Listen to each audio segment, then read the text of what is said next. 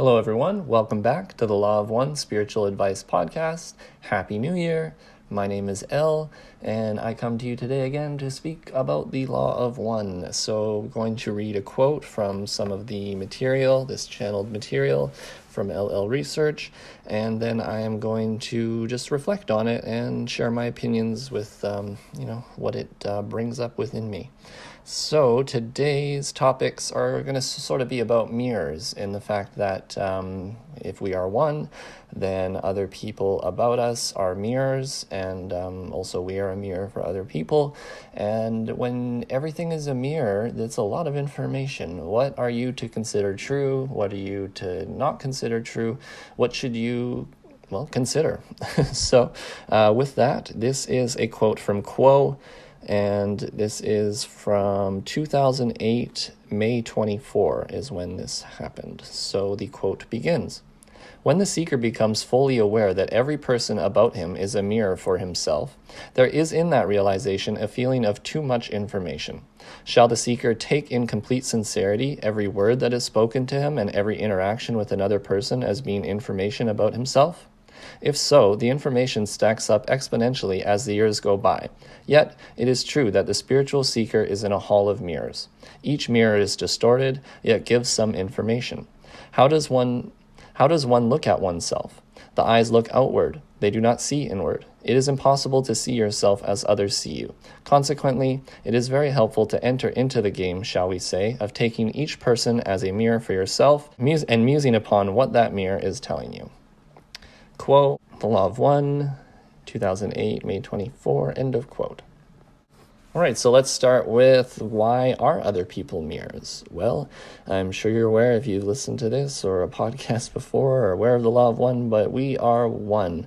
There's an infinity of amount of stuff in the universe and things and thoughts, and they're all just one thing, at least. You can measure all you want, but everything is still going to be one. And in that oneness, it is my understanding that it is sort of like a holographic projection, in that the entire universe is contained within every cell of every universe. Every little tiny minute contains the whole. With that, you would then kind of extrapolate out that if you are one being, and then you are one being with everyone else, and all these other people on Earth who have all these different personality shells, they're exactly that. We are all one being in the true essence of things. However, we're all wearing these little personality shells as a way to learn about ourselves. Each of those personality shells come with biases and distortions, and you would consider that we are all mirrors for each other in that regard. So other people will mirror back to you things that could be true, they could not be true, and it's sort of up to you to decide, which things that people are telling you, which ones do you consider? You have to use your discernment in order to do that, but let's talk about that some, because it's not an easy answer. And even at the end of this podcast, I suppose you probably won't really get an easy answer, other than to sort of indicate that everything is somewhat subjective, and you sort of have to be constantly on guard of your ego so that you're not tricking yourself and thinking that you're some perfect being. But at the same time, you could overdo it and think maybe too much about what everyone says about you, think too much about it.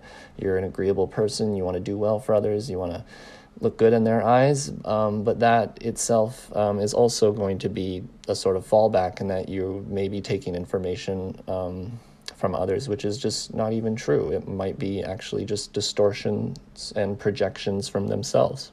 So back to your personality shell, and everything that you see and experience is somewhat biased, right? So there's this, I think it's, I'm not sure what I read. It's either like brainwashing techniques or something like this, but basically when you are not aware that you're being brainwashed, then the brainwashing is happening. And then, however, as soon as you become aware of the techniques, then all of a sudden the techniques can't work on you anymore, because you are aware of them. So it's just obvious that you're trying to be manipulated. This sort of same thing is with yourself. So you have to understand that you yourself are biased, and what you expect to see is sort of what you will see. And then that goes both ways. So what other people are expect to see, they will see. It's obviously going to get a little complicated when you're trying to find the truth of things and you have two distorted mirrors trying to talk to each other. I mean, where is the truth within the distortion? So we want to attempt to look past the distortion, past the personality shell, and find any sort of nugget of truth in that feedback that may be helpful for our being. So that is what I attempt to do, at least when I speak with people in real life or on the internet, etc. I run a couple of like Instagram pages, and there's always a lot of intense talk on everything. And whenever there's intense subjects, obviously you get brought up, a lot of emotions get brought up. So you can even just use these mirrors when you're interacting with people. Well, what I attempt to do when someone is lashing out at me is maybe they write me a big paragraph of all this stuff, and 80% of it are just personal digs and personal attacks.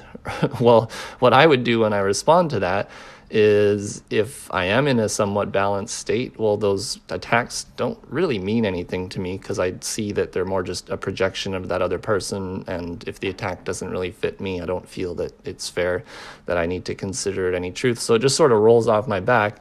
I won't even acknowledge those parts of their arguments, and I'll just sort of pull like maybe the one sentence or the one word in there that had some sort of truth in it, or some sort of fairness in it that we can talk about, because I don't want to just deny somebody's feedback and be like, you're just projecting, right? There's probably, even if the person is projecting, there's going to be some truth within that projection, most likely.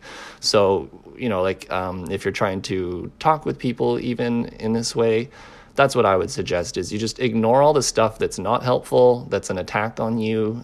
You focus on something that's productive in the conversation, like a small sentence.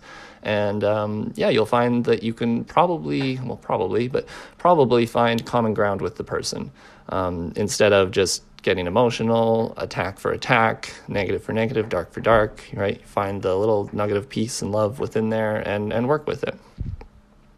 So then bring it back to when someone is personally attacking you. What if the attack hurts you? What if it, you can't just let it roll off your back? Well, I mean, this would be a trigger. So if there is a trigger given to you, whether what someone's saying to you as an attack is fair or not fair, it is still a trigger. If it brings up any kind of emotional response in you, other than patience and love, then I would expect that there's probably some sort of information in there that could be helpful for you. So I guess it's mostly just, you have to monitor your emotions. If you feel that something has triggered you, well, then take that into meditation, take that into contemplation, into thought. See what you can do with it. The more that you work with it internally, the more that the next time it happens in the physical real world, maybe the next time it'll just roll off your back. And then that's how you kind of know, hey, this information is helpful from this other person or isn't.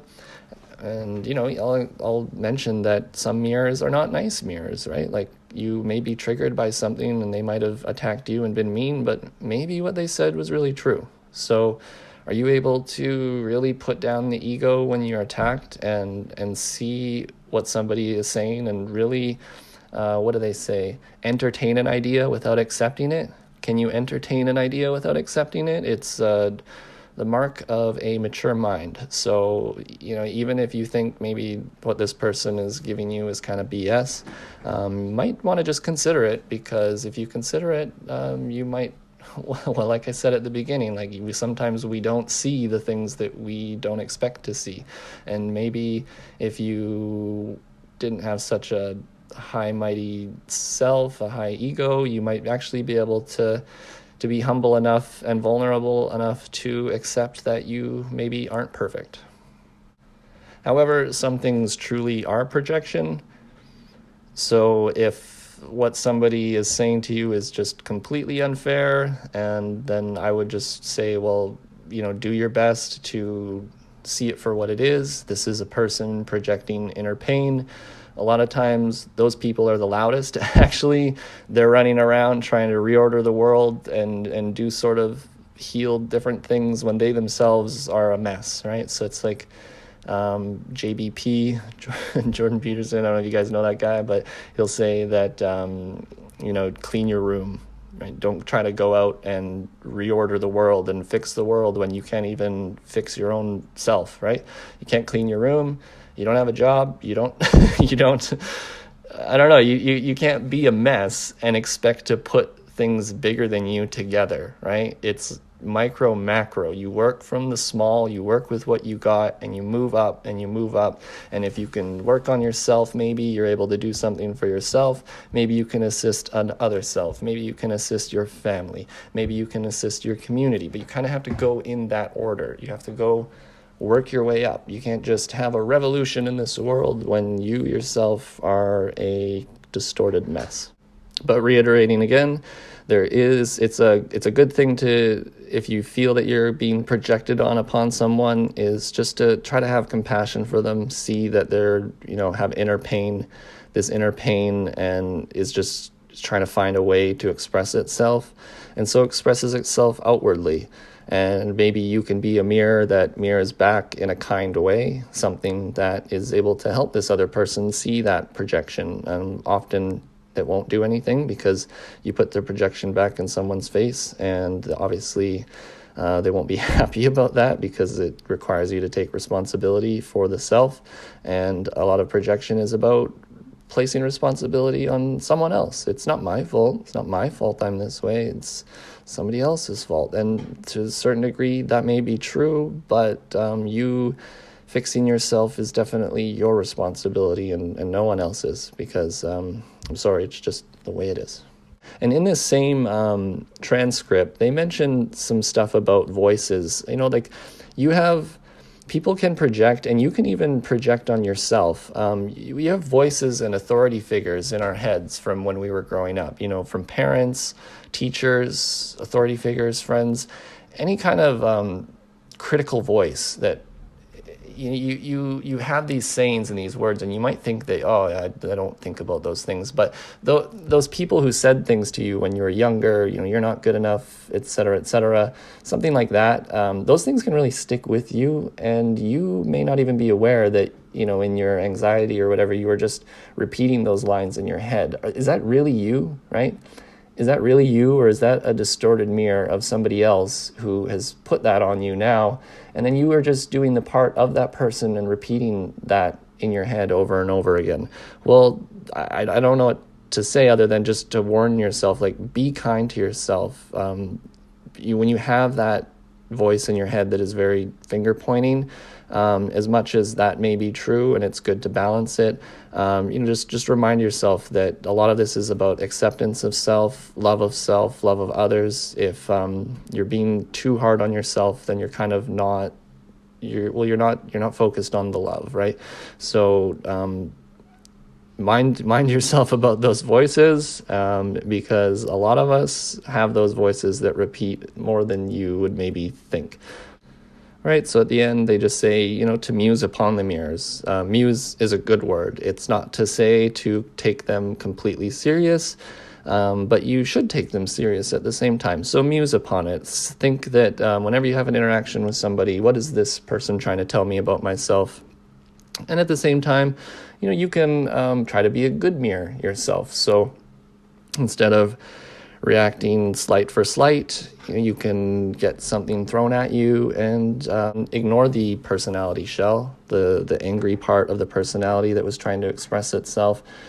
Seek the source of that, which is usually some sort of unhealed pain, some sort of love or forgiveness that the person or you are seeking. And so even if that person's giving you feedback and that may be projection towards you, you can still learn something from that, right? So even learning about someone else is still informative for the self in both how you apply the same lesson to the self and how to assist others with a similar situation in the future. Since you now have experience with the catalyst, it'll be easier for you to notice it in someone else, and you might be able to be that mirror again that is able to provide some honest feedback to somebody that, hey, I recall seeing so-and-so behave in this certain way, and I think this and this, and, I just wanted to be honest, I think it might be helpful if I were to share this with you. Something like this. So even though a mirror might not be necessarily for you, you can still see the process happening in other people, and you can both apply that lesson to yourself about, hey, that person is sort of being ignorant, and I can be ignorant just like that. So either way, it's always mirror work. What you see about others, you can learn about yourself, and what you learn about yourself, you can usually apply to others. And it's good to learn, especially from other people. I know Ra says that the self tries to get attention of the self sometimes by applying the board to the forehead. So they're just trying to state that sometimes, the self gives the self a good kick in the ass. So, it's good to learn personally sometimes, but sometimes you can see others learning their lessons and take heed before the board is applied to your forehead as the self tries to get the attention of the self. All right, so I think that is enough mirror work for today. Thank you, everybody, for listening. I hope you have a wonderful new year. If this information made sense to you, you can find it on my website, theoneinfinitecreator.com. And otherwise, I appreciate if you like, share, leave a comment, subscribe, and thank you so much for listening. Have a wonderful end of the year. Love you guys. See ya.